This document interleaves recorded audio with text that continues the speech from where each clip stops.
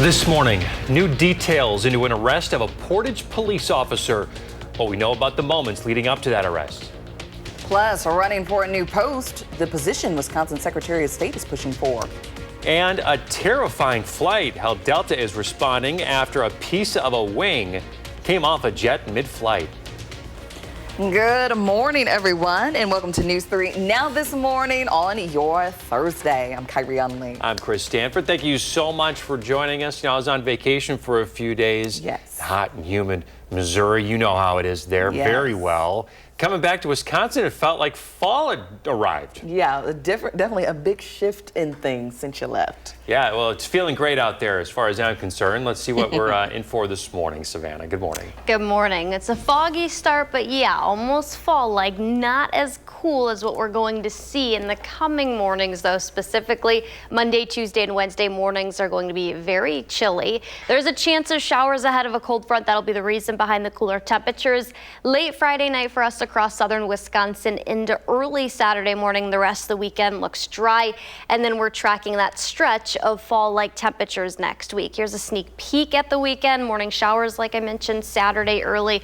We'll see the sunshine later with a high of 75 and then down to 67 on Sunday. So it'll be a lot cooler, but at least we're still tracking mostly sunny skies. We'll talk about how low nighttime temperatures get coming up. Sounds good, Savannah. Thank you. Happening today, the man accused of a triple homicide in New Lisbon will appear in court. Virgil Thu facing charges including 3 counts of first-degree intentional homicide and 3 counts of hiding a corpse. He's accused of killing his partner, 33-year-old Elizabeth Kolba, along with a 12-year-old girl and a 13-year-old girl. A criminal complaint says a child did not return home, and her Snapchat location showed her at a house in New Lisbon. When officers arrived, they did not find the child. Police say the child was last seen with another child in the case, Thu's stepdaughter, who was also not at her home. Later, police discovered 3 people dead at the New Lisbon home, all with gunshot wounds.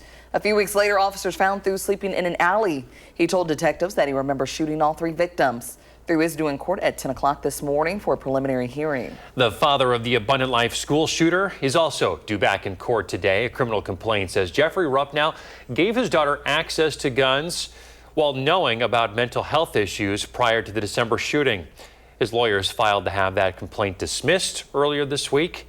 Ruppnow's daughter killed student Ruby Vergara and teacher Aaron West and injured 6 others. The shooter took her own life. Ruppnow is set to appear for a bail hearing at 11:30 this morning. And we now know more about a Portage police officer accused of abusing his 6-month-old son. Officer Cameron Coronado's bail is set at $10,000.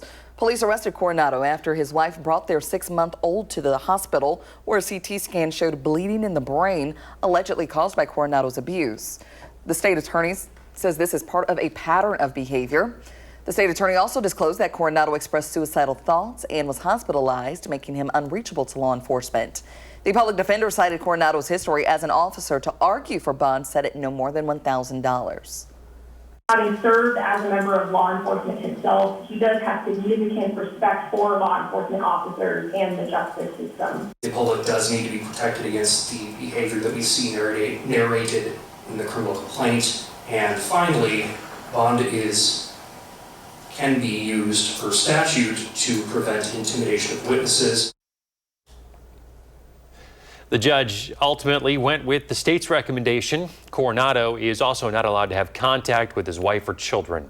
He'll be back in court for a preliminary hearing September 3rd. Turning now to national headlines, a controversial redistricting plan in Texas advances this morning after passing the Texas State House. The new maps now move to the Senate and, if signed, could give Republicans 5 additional seats in the upcoming midterms. This comes after Democratic lawmakers left the state to delay the vote, only to return 2 weeks later. We are standing up and fighting against those who seek to take the American dream from us. It's perfectly legal. Of course they're going to take us to court, but we will win. Texas Governor Greg Abbott expected to sign the maps into law if they make it to his desk. Now to continuing coverage of the Epstein files fight. A New York federal judge declining to unseal grand jury material. In a 14-page decision, the judge said the testimony requested was a diversion from the amount of files still being held by the Justice Department. The judge also called the testimony a hearsay snippet incited victim privacy threats in his decision. The DOJ has not yet commented on the move. President Donald Trump is calling for one of the Federal Reserve's top policymakers to resign. This comes after one of Trump's allies alleged Fed Governor Lisa Cook committed mortgage fraud. In a letter from August 15th, the Federal Housing Finance Agency director urged the Justice Department to investigate Cook. Cook has said she will not be pushed out of the Fed. Elon Musk blasting the Wall Street Journal over their reporting that he was dropping plans to form a new political party. In July, Musk announced that he was starting the America Party after clashing with the president over his domestic policy bill. The Journal cited Musk could be abandoning the party over fears that it could damage his relationship with Vice President J.D. Vance. In a fiery response, Musk said nothing the Journal says should ever be thought of as true. 6:05, here's a live look of Virginia Beach, Virginia, as the state prepares for the storms and high waves caused by Hurricane Erin. Although Erin is not expected to make landfall on the East Coast, it remains just offshore, bringing tropical storm conditions to the area. North Carolina's governor has declared a state of emergency and ordered many coastal residents to evacuate to higher ground. The National Weather Service also expects Erin to spark flash flooding along the eastern seaboard. Turning now to something you've got to see this morning. The FAA now investigating an incident where part of a wing broke off a passenger jet mid-flight. Yeah, let's take a look at this video here. A part of the plane's flaps partially separated from the wing. The flight carrying 62 passengers made it to its scheduled destination of Dallas, Texas safely. Thankfully, nobody was injured. And Delta Airlines is responding to this incident, saying that the safety of their passengers and crew is of the utmost priority and that the plane has been taken out of service temporarily. This morning, we have new details in the race for the lieutenant governor. Wisconsin's current Secretary of State, Sarah Godlewski, has announced her candidacy. She is currently the only Democrat running to become the Badger State's next convener-in-chief.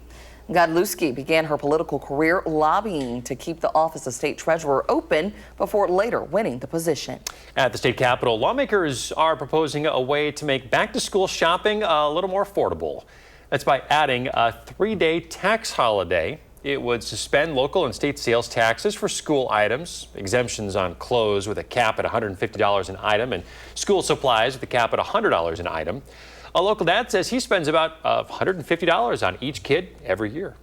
I mean, every notebook is $5. We get a bunch of folders, pencils and sharpeners and everything else. I mean, every 5.5% is money in our pockets. So let's break down how this could impact your family. On average, families spend around $144 on school supplies per child.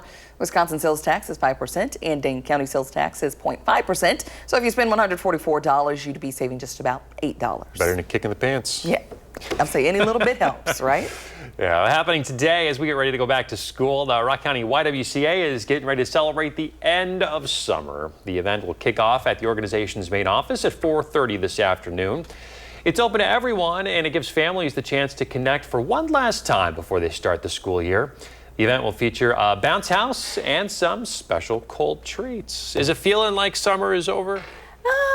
At times, but you know, still just trying to, I feel like I'm just going to keep powering through until at least Labor Day, right before that first day of school. I know, soak it up while you still can, but you know, with temperatures cooling down, it's not like we're going to have a whole lot of pool days left, No. you know, or And time to get out and enjoy the weather. Lots of pools close on Sunday, so Yeah. you got to get it in while you can. Yeah, I think the next couple of days might be pool days because temperatures will be at least closer to the 80-degree mark, but we're far from that right now, only waking up to 61, and that's what lots of southern Wisconsin and the state waking up to. 63 in La Crosse. It's a little bit cooler up northwards, 49 only in the UP. We're going to see those similar temperatures get all the way down here as far south as southern Wisconsin once we get into the weekend and early next week. So enjoy the upper 70s while we still do have them today and tomorrow, and we'll see some sunshine later in the day. Overall, similar day, just a couple degrees warmer with a little bit more filtered sunshine. We'll talk about the big cool down that's on its way coming up. Savannah, thank you. Coming up, a new study is warning of the effects of not reading enough. Ahead, which aspects of your life could be affected. Day has finally arrived when hundreds of kids in Dane County will get free school supplies thanks to you at home. All the latest on our back to school drive and what comes next in the 608.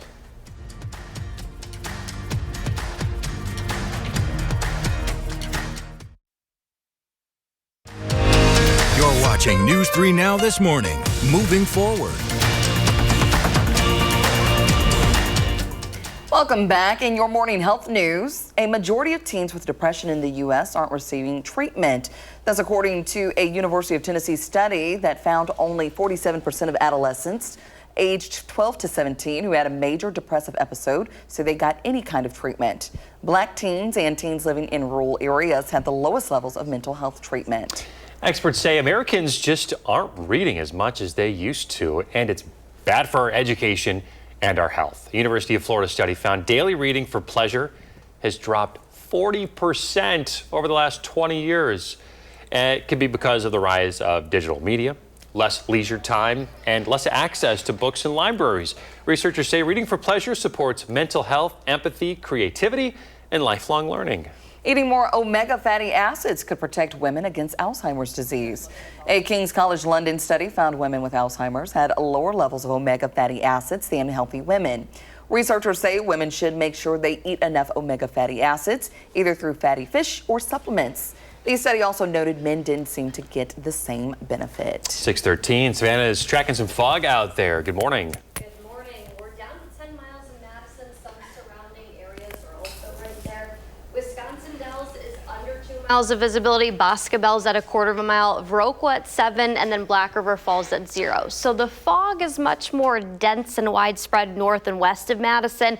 And again, tonight into early tomorrow, we are expecting more fog. So the next couple of mornings, foggy starts.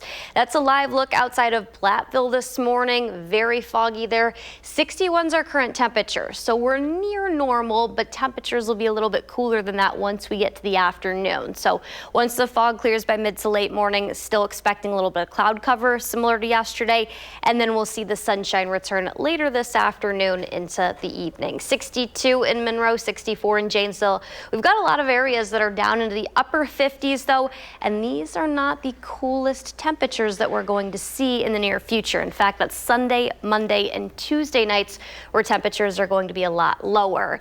Friday night into Saturday early morning, we do have a chance of seeing some showers, but earlier in the day, Friday afternoon, evening, the areas that are included in the green, Viroqua, Camp Douglas, and Northwest across central Wisconsin, there could be isolated stronger storms, mainly for gusty winds with the cold front, and that'll be the reason behind our cooler temperatures. So I think it'll be a little bit more widespread northwest of here initially where that cold front starts to sweep in. But then for us, some of those showers luckily are going to break up, but we still could see some Friday night into early Saturday. And then the rest of Saturday, once the morning and the cold front moves further southeast, we'll finally see the sunshine return. Sunday, the better rain chances are going to stay well to our northwest across the UP and parts of northern Wisconsin. That cold front will drop our temperatures a lot though. About 7 or so degrees more than that into early next week, and our lows get down to 50 Sunday night, and then as low as the mid to upper 40s across all of the area Monday and Tuesday nights. But it'll feel fall-like, and at least we've got the sunshine with mostly dry weather conditions. So there's some good news. 47, getting down into the 40s. Yeah. Let's not worry about the lows. Let's look at the positive picture here. What are talking about? The daytime temperatures looking good. Bring it on. All right. In the 608, the day has finally arrived as hundreds of kids will get their hands on school supplies, all from our Stuff the Bus campaign. Josh Breider here with how distribution is going to work for families later today. Good morning, Josh. Hey, good morning, guys. With the help of our News 3 Now viewers, we received enough school supplies to stuff 734 backpacks this year. That is big news, and it means more than 700 kids in Dane County are now set up for success in the new school year. Volunteers have been busy stuffing those backpacks all this week at the Boys and Girls Clubs of Dane County, and now we're getting ready to hand them out today. Families must register ahead of time before heading to the clubs later on this afternoon to get those school supplies. Once again, a huge thank you to our News 3 Now viewers who helped make this happen, along with our sponsors, Midwest Financial, Kindness Bank, Lamers Bus Lines, and Walgreens. We couldn't have done it without you. So here are the locations for distribution today. They are the Allied Family Center in Fitchburg, Fleming Family Club in Madison, and the McKenzie Family Club in Sun Prairie. These locations will be open for families from 4 to 6 this evening. Along with getting those backpacks, there will also be an opportunity to look into after-school programs for the upcoming school year. All of these details can be found on channel3000.com. Well, this is what it's all about. 734 backpacks. We beat our goal by over 200. Yes. And I mean, I knew we were going to. Every year, the viewers just come out. And even when I was out at the bus a couple of those mornings, it's like the people that would just come up and hand over a $50 bill or hand over a couple of backpacks that were already stuffed with stuff. I mean, this is what it's all about. And like Michelle, Renee, and I were there on Monday helping sort all the inventory and stuff. And it was just overwhelming. It was a good feeling because we had so much stuff, but I'm just amazed by how the community just showed up and showed out. So generous once again. So thank you everybody who contributed and donated to the Stuff the Bus campaign this year. Now we get to, that feeling of, getting that stuff into the hands of the people who are going to use it. That's what it's all about. The big smiles on those kids, you can't beat it. I'll say taking that burden off families' backs and things. So it's huge. Yes, it's big. Obviously, we've been talking about prices, so this is good. Love it. Good stuff. Josh is always looking for inspiration to share in the 608. Got an idea for him? Reach out and let him know about it. All right, well, tonight... In your sports now, tonight is the final time that the Packers get to practice with the Seattle Seahawks before this weekend's game. News 3 Now Packers expert Jason Wilde has a quick preview of their final joint session. Good morning, everybody, from Green Bay, where it's game day, sort of, today, because while it isn't an actual game, the Packers do have a joint practice with the Seattle Seahawks. And for a lot of coaches around the NFL, these joint practices are even more valuable than the preseason games themselves. Now, Matt LaFleur has said that with the exception of Jordan Love, their starting quarterback, who has the left thumb injury that just had surgery, most of his starters will play a little bit on Saturday, but that doesn't matter as much as today's practice. This is where the coaches are able to run all of their stuff because there's no film to be shared with the other 30 teams in the league. So a big day in Green Bay on the final day of open practices to fans. So if you're making the trip up, this is your last chance to see the Packers practice in person. That's it from here today. Make it a good day. Thanks, Jason. Still ahead, the latest magazine drops today. We'll get a tease of what's inside. And coming up in our next half hour, continuing coverage of a controversial dog breeder, how the Dane County Board wants to get involved. And before we head to break, here are your gas prices. We're back right after this.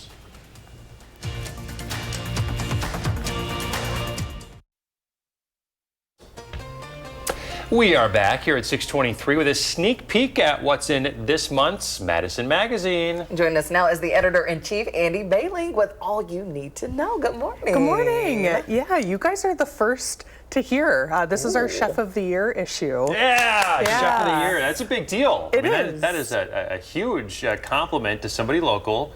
And we got the cover right behind us. Nice. Yes. So tell us about the Chef of the Year, what goes into that, and about this month's issue. Yep. So our Chef of the Year this year is Evan Daniels. He's from Cadre and Lola's. It's funny, we had Emma Waldinger. She's our food editor. She had people guessing in her newsletter this week who it was. A lot of people did guess Evan. He's been a huge presence in the Madison's food scene for a very long time. He's from Manhattan, Kansas, and he was lured here by the Dane County Farmers Market. And he's just got this really great story of just helping other people from small things like screwing in a light bulb at the restaurant, but then big things like he really kind of takes it upon himself to host these conversations and community build in ways that are bettering our food system. So he's not just a chef, he's a community builder, and he's a really important part of our Madison community. So it's really fun to be able to celebrate him. Yes. This is a notable achievement. So how did you guys get through that process of narrowing it down?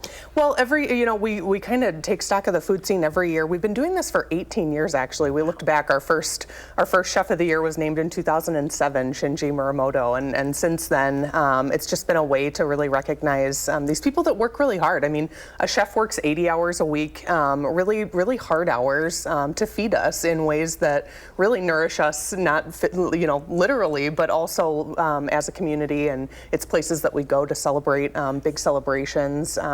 But also, food is a huge part of a community's health. And he takes he plays a really important role. Oh, you're so right.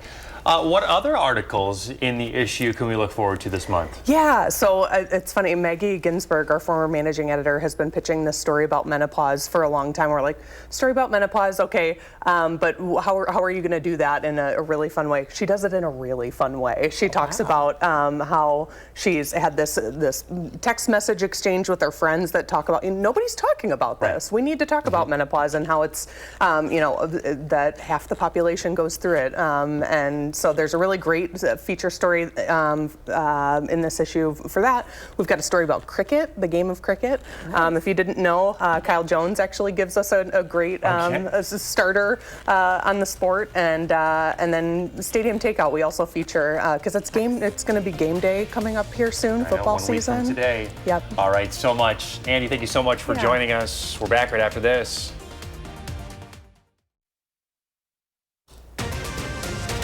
This morning, continuing coverage of the Abundant Life Christian school shooting. The reason the shooter's father will be back in court today.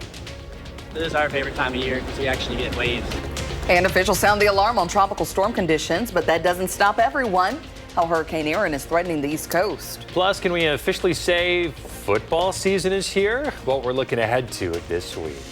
Good Thursday morning, everybody. Thank you so much for tuning in to News 3 Now this morning. I'm Chris Stanford. And I'm Kyrie Lee. Thanks for waking up with us on your Thursday. Just one day until Friday. I feel like the week just flew by for me. Yeah, that's my Monday. Yeah. Tomorrow's my Friday. I was going to say, yeah. I'm like, well, you just got started here, and you're already finished tomorrow. Oh, it's good to be back. It certainly feels like fall out there. A little bit chillier. Got some chillier temperatures in the forecast. Savannah Brito here to break it all down for you. Hey there. Yeah, hey guys. These are not the coolest temperatures that we're going to see. That's actually going to be Sunday, Monday, and Tuesday nights. But we're starting out with 61 right now in Madison. It's actually near normal. Got a couple of upper 50s, Perry, Mount Horeb, Cross Plains, and Sauk City, all checking in currently to 58 or 59 degrees. The Del's also there. Camp Douglas a little bit cooler at 57. We've still got areas well into the 60s, 64 in Janesville, 62 in Prairie du Chien this morning. We are waking up with decent fog, though. We've got really low visibilities, and that is stretching further now, including the city of Madison, currently at just 1.5 miles. Lone Rock's at 2, Boscobel's down to 1/4 mile, and Viroqua at 3/4 mile. We're going to see fog again tonight into early Friday morning, and then start to see those visibilities come up to near normal during the nighttime hours. But that's when we're going to get significantly cooler. We'll talk about how low temperatures go and an update on the rain that's in the forecast tomorrow coming up. All right, Savannah, thank you. Happening today, the father of the Abundant Life Christian school shooter is due back in court. Jeffrey Rupp now is charged with 2 counts of intentionally selling a dangerous weapon to a person under 18 and contributing to child delinquency. A criminal complaint says he gave his child access to guns despite knowing about her mental health issues. This comes after his attorneys requested to dismiss the complaint earlier this week. Last December, his daughter opened fire at ALCS, killing a teacher, a classmate, and herself, and injuring 6 others. Rupp now is scheduled for a bail hearing today at 11:30 in Dane County. Also due in court today, a man accused of killing his partner and 2 children. Virgil Thew faces several charges, including 3 counts of first-degree intentional homicide and 3 counts of hiding a corpse. He's accused of killing his partner, 33-year-old Elizabeth Kolba, along with a 12-year-old girl and a 13-year-old girl. The criminal complaint says the shooting happened last December. Investigators found the bodies of all 3 victims at a home in New Lisbon. A couple of weeks later, officers found Thew sleeping in an alley where he allegedly told detectives that he remembers shooting all 3 victims. He is due in court at 10 o'clock this morning for a preliminary hearing. In an update on the case of a Green Lake County man who staged his own disappearance a year ago, Ryan Borgwart is set to be sentenced on Tuesday for a misdemeanor charge of obstructing an officer. Investigators say Borgwart faked his disappearance, traveled through Madison and Detroit, and then flew to Europe. He later lived in Georgia before returning to the U.S. In December, he faces up to 9 months in jail, a $10,000 fine, or both. 6:33, the Red Cross is helping out a Fort Atkinson family after a fire destroyed their home and killed their pets. It happened Tuesday night on Harriet Street near Berry Elementary School. Investigators say the fire killed at least 4 dogs and 4 cats. All 4 members of the family and 2 guests escaped without getting hurt. Now to continuing coverage of embattled beagle breeder Ridgeland Farms. A Dane County board member spoke out about a resolution moving through the county board that seeks to revoke the farm's license. For years, Ridgeland Farms faced accusations of dog abuse. If passed, the county resolution would request the Wisconsin Department of Agriculture, Trade and Consumer Protection to revoke the farm's license. The resolution also seeks to place the dogs in custodial care during the ongoing investigation. This is not about asking that, they be found guilty or that, anything like that. I'm looking at this more as just as if you had Child Protective Services coming in. You would be saying, during the investigation, we're going to put the children into protective services to make sure there's no continuing abuse. The resolution is now with the county's executive committee. If approved, it will move to a full board vote at next month's meeting. Developing today, Hurricane Erin churning by North Carolina and Virginia, creating tropical storm conditions and threatening the East Coast with dangerous waves and winds topping 110 miles an hour. Let's take a live look at Virginia Beach right now. Hundreds of beaches along the East Coast are closed, with waves expected to reach as high as 20 feet. A surf competition in Virginia Beach was canceled, but that didn't stop some people from hitting the water. This is our favorite time of year because we actually get waves. The hurricane is not expected to make landfall. The governor of North Carolina has declared a state of emergency, warning conditions can deteriorate quickly. President Trump, meantime, increasing pressure on the Federal Reserve as central bankers from around the world gather in the U.S. today. It's their big annual symposium in Wyoming. It's a major economic event impacting monetary policy and consumers.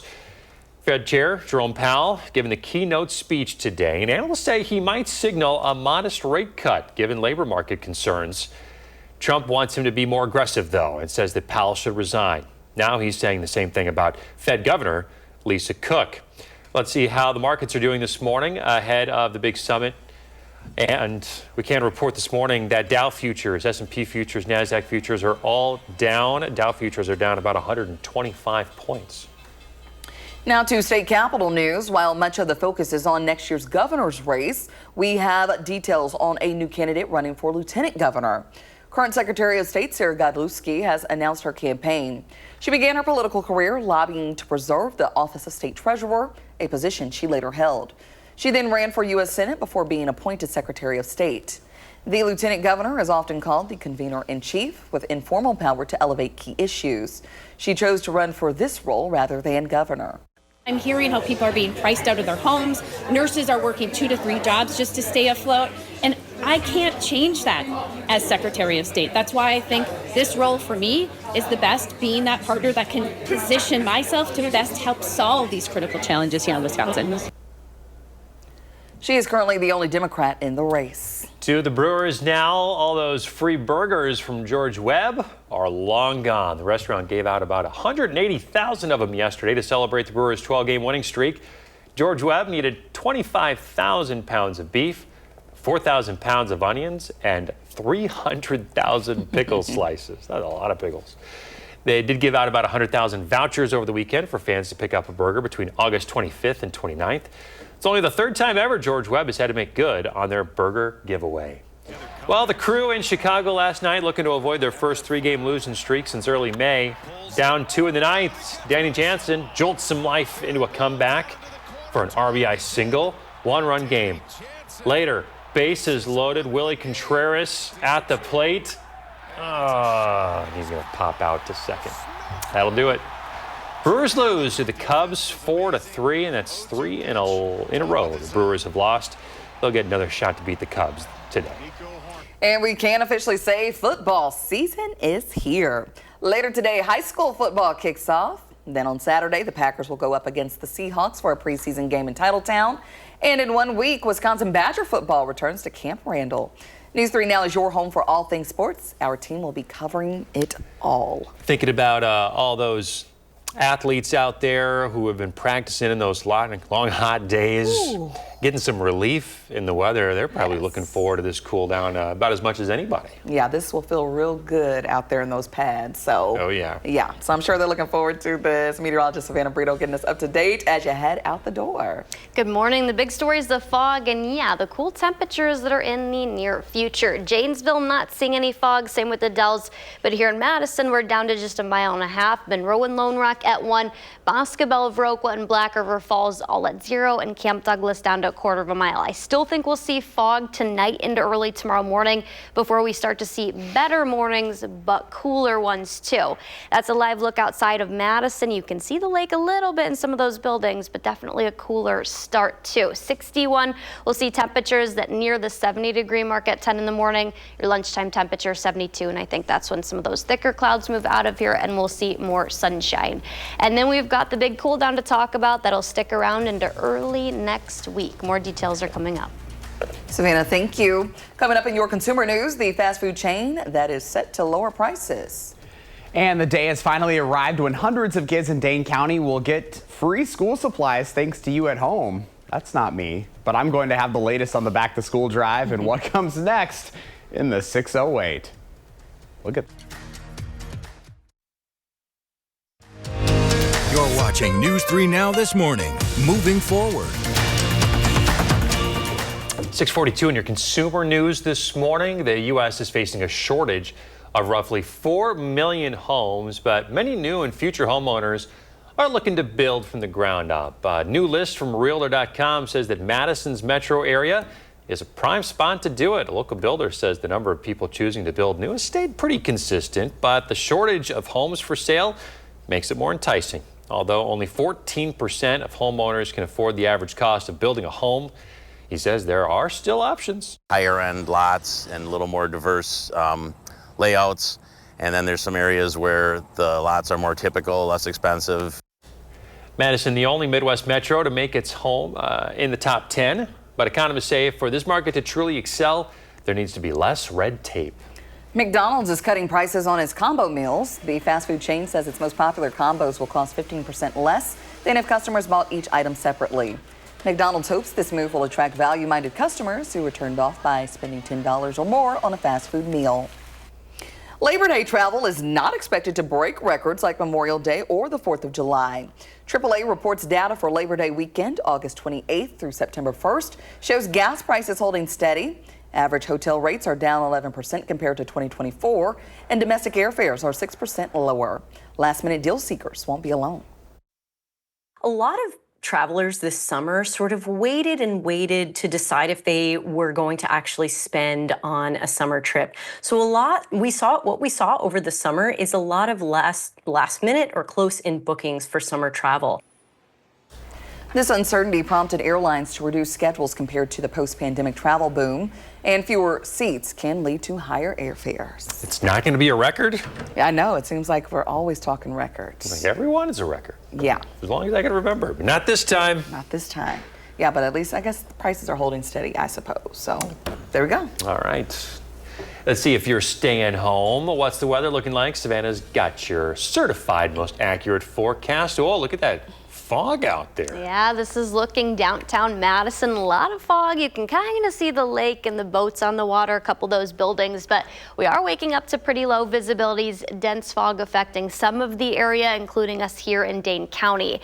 Areas just to our west and north also low in visibility. Some of us like Platteville and right now in Janesville up to full visibility, but that'll continue to affect your early to mid-morning hours, and then we'll see fog again tonight into tomorrow.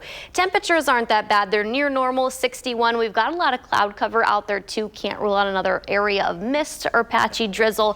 It's also in the forecast again tonight, and then we'll slowly start to see temperatures climb later. The lunchtime temperature is 72, and that's when we're going to see partly sunny skies. So overall, very similar to yesterday, just a few degrees warmer. Prairie du Chien, Viroqua, Camp Douglas. These areas have an isolated chance of seeing a couple of stronger storms, mainly for wind gusts. That'll be Friday afternoon into the evening ahead of a cold front. That'll swing down for us. We're looking at showers that increase Friday night into Saturday early morning. The rest of Saturday looks good, but that cold front's going to usher in a lot cooler of weather, and that'll be in the forecast somewhat Saturday, but more so Sunday. That's when the 60s are going to return. So we're going to have some pretty fall-like weather, and that'll stick around not only Sunday, but into early next week too, and affect our nighttime temperatures. These are highs, average 79. Sunday is going to be 12 degrees cooler than normal. Same with Monday, and then Tuesday 10 degrees cooler than normal. Our nighttime temperatures get down to 50. That's what we'll wake up to on Monday morning. Tuesday and Wednesday temperatures are going to get down in the mid to upper 40s. So we do got cool nights ahead. a lot cooler than the 60s we're waking up to right now.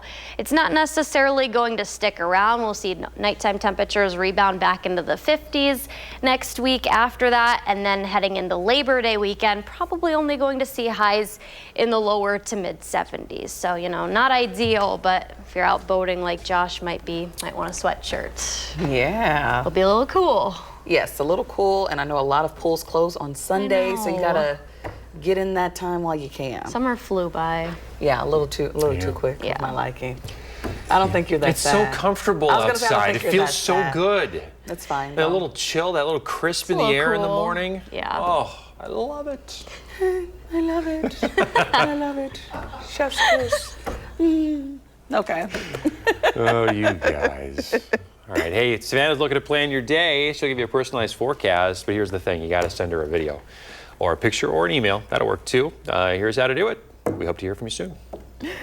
In the 608, the day has finally arrived as hundreds of kids will get their hands on school supplies, all from our Stuff the Bus campaign. Josh Breiter's here with how distribution is going to work for families later today. Good morning. Hey, good morning, guys. With the help of our News 3 Now viewers, we received enough school supplies to stuff 734 backpacks this year. I know that's a huge number.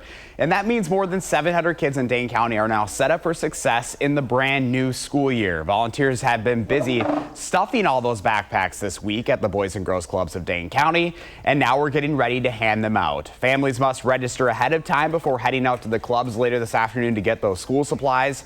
Once again, a huge thank you to our News 3 Now viewers who helped make this happen, along with our sponsors, Midwest Financial, Kindness Bank, Lamers Bus Lines, and Walgreens. We could not have done it without you. So here are the locations for distribution today. They are the Allied Family Center in Fitchburg, Fleming Family Club in Madison, and the McKenzie Family Club in Sun Prairie. These locations will be open for families from 4 to 6 today. Along with getting those backpacks, there's also going to be an opportunity to look into those after-school programs for the upcoming year. All of these details can be found on channel3000.com. Going to be a lot of smiling faces on those kiddos today. I mean, it's, you know, we're in the 11th hour. Like, some kids are already back. I know there are a couple of schools in Madison that started this week already, so it's time. Yes, and to know that we have beaten our record is crazy. More than 700 backpacks. And Michelle Renee and I were out there earlier this week on Monday, along with some other people in the building from sales and even Madison Magazine. And like, there was so much school supplies to sort through. I think I just got my brain all bogged up counting all that inventory. Oh, and it was fun to see even in like that final minute, because I know we had beat the goal by like the time that the clock had struck 0 or whatever. But then we had a lot of people that donated even late. Like, all of a sudden, like, I got a note saying we jumped like 100 because somebody dropped off a ton of backpacks that were already stuffed. They gave cash, they gave all these things, and it's like, I love to see that too. Yes, the community coming together is always a good thing. Stepped up once again. Proud of you folks. I know. Way to go. It's you guys at home. Yeah. Thank you to everybody who contributed this year. Yes. It's big. It's a big deal. Taking that burden off families' backs. Love that. That's the kind of inspiration we'd love to see in the 608. You have an idea for Josh? Reach out and let him know about it. Well, coming up in our morning sprint, you'll need to pay more if you're buying a gaming system soon. Which one has raised its prices? If you have a little kiddo turning 3 soon, send us a picture. We'll show it on TV. The sprint's next.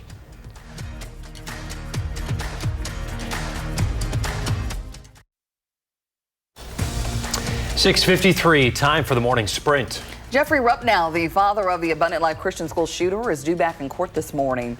He faces 2 counts of intentionally selling a dangerous weapon to a person under 18 and contributing to child delinquency. Earlier this week, his attorneys requested to dismiss the complaint against him. In December, his daughter opened fire at ALCS, killing a teacher, a classmate, and herself while injuring 6 others. His bond hearing is scheduled for 11:30 this morning. Virgil Thu, the man accused of a triple homicide in New Lisbon, will be back in court this morning for a preliminary hearing. He faces several charges, including 3 counts of first-degree intentional homicide and 3 counts of hiding a corpse. He's accused of killing his partner, 33-year-old Elizabeth Kolba, and a 12- and a 13-year-old girl in December of last year. He is set to appear in court in Juneau County at 10 o'clock. Starting today, buying a Sony PlayStation 5 will cost $50 more. The company says the gaming console now prices at about $550 in the U.S. The digital edition costs $499, while the PlayStation 5 Pro is priced at $750. Sony attributes the price increase to a challenging economic environment. Current Secretary of State Sarah Godlewski officially announcing her run for lieutenant governor. She started her political career lobbying to keep the office of state treasurer, a job she would later hold. She then ran for U.S. Senate before being appointed Secretary of State. The lieutenant governor is generally considered the convener-in-chief with informal powers to elevate the importance of some issues. President Donald Trump is increasing his pressure on the Federal Reserve as central bankers from around the world gather at their annual symposium in Wyoming. Fed Chair Jerome Powell is giving the keynote speech today. Trump wants him to be more aggressive and says Powell should resign. Now he's saying the same thing about Fed Governor Lisa Cook. Forecasters expect Hurricane Erin, the first official hurricane of the year, to reach its peak today. Waves pounding shores of North Carolina, leaving some homes surrounded by floodwater. The National Hurricane Center warned that people should avoid swimming at most East Coast beaches due to life-threatening rip currents.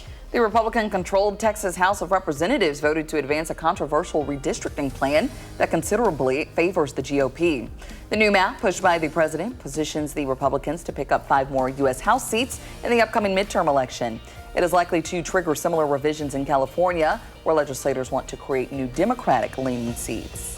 Temperatures are going to be in the upper 70s today and tomorrow, and then we've got the big cool down fall-like weather that settles in Sunday, Monday, and Tuesday, where our highs are only going to be in the upper 60s, and the nighttime temps get into the 40s a couple of nights. It'll be chilly starts, that's for sure, but it's not necessarily going to stick around. We'll see temperatures rebound a little bit following that into Labor Day weekend. I need that light jacket to come in the morning. At least. Yeah. Just can't wait to pull it out. All right, thanks for watching, folks. The next newscast is at noon. You can find us streaming on Channel 3000 Plus. Have a great day.